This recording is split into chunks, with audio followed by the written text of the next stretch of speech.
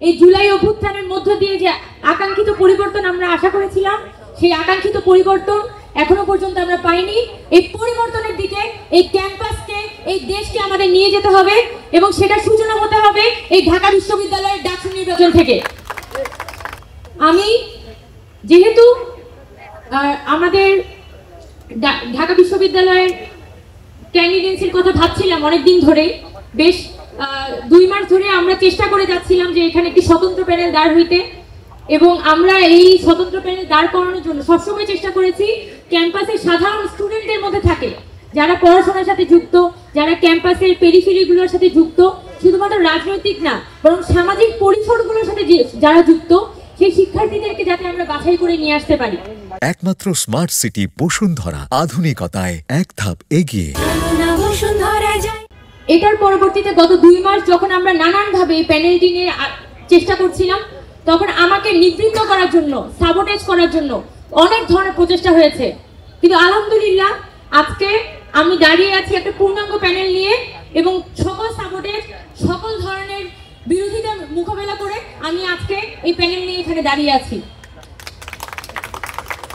এবং আমি বলতে চাই যে অনেকে আমাকে বলেছে যে মেয়ে মানুষকে ঢাকা বিশ্ববিদ্যালয়ের ছেলে মেয়েরা ভোট দিবে না, তো আমি যাতে ভিপি ছাড়া অন্য কোনো পোস্ট কনসিডার করি, এবং নানানভাবে সেটা আমি নাম বলতে চাই না, নানান ধরনের মানুষকে দিয়ে, ফোন দিয়ে আমাকে নিবৃত্ত করার চেষ্টা করা হয়। আমি বলতে চাই যে 5 আগস্টের আগে যে জুলাই অভ্যুত্থান হয়েছে, সেই জুলাই অভ্যুত্থান কাদেরকে দেখে হয়েছে? যেদিন 15 জুলাই এখানে সাধারণ যে মেয়েরা, তারা যখন ছাত্রলীগের হাতে মার খাচ্ছিল, তখন তো সেই মেয়েদেরকে দেখে বাংলাদেশের মানুষ নেমে আসে। যখন আমি দেখেছি, যখন জুলাই মাসে ইন্টারনেট শাটডাউনের পরে অনেক সাধারণ মানুষ তারা নামার সাহস করছিল না, শিক্ষার্থীরা নামার সাহস করছিল না, তখন এই মেয়েরা, তখন কিন্তু তাদের অনেক ভিডিও, অনেক ফুটেজ, তাদের অনেক সাহসের যে ছবি, সেই ছবিগুলো কিন্তু একটা প্রতীক হয়ে দাঁড়ায়। তো সেই মেয়েরাই তো আজকে পরিবর্তন এনেছে।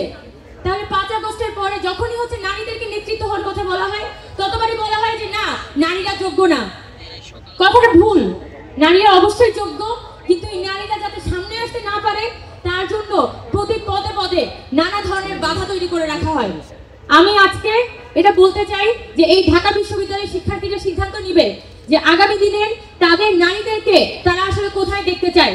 তাদের কি তারা এই আন্দোলনে শুধুমাত্র সামনের সারির কিছু অস্ত্র হিসেবে দেখতে চায়, নাকি পলিসি মেকিং থেকে শুরু করে প্রতিটি পরিসরে এই নারীদের অংশগ্রহণ থাকবে, এভাবে তারা নারীদেরকে এক্সপ্রেস করে দিতে চায়? এটা এই ঢাকা বিশ্ববিদ্যালয়ের শিক্ষার্থীদের সিদ্ধান্ত। আমরা আজকে এই পূর্ণাঙ্গ প্যানেল, আরো আমাদের অন্যান্য সম্পাদকরা আছে, আমাদের জিএস এজিএসরা আছে, আমি আমার পাশে যিনি জিএস আছেন তার সম্পর্কে কিছুটা মন্তব্য করতে যাচ্ছি।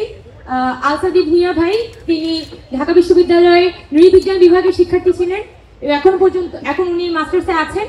এবং সাদি ভাই জুলাই অভ্যুত্থানকালীন সময়ে যখন ইন্টারনেট শাটডাউন চলছিল, আমাদের নানানভাবে সাংবাদিকদের সাথে যোগাযোগ করতে হচ্ছে, আমরা ফোনে আমাদের ইনফরমেশনগুলো পাস করতাম, তখন ঢাকা বিশ্ববিদ্যালয়ের সাংবাদিক সমিতি আমাদের জন্য এক ধরনের একটা আলোকবর্তিকা ছিল, আমাদের জন্য একটা আশার আলো ছিল যে সাংবাদিক সমিতির কাছে যদি কোনো তথ্য আমরা পাঠাতে পারি, তাহলে সেটা কোনো না কোনোভাবে সেটা কোনো পত্রিকায় যাবে, কোনো না কোনোভাবে সেটা আমরা বার্তাটা পৌঁছাতে পারবো।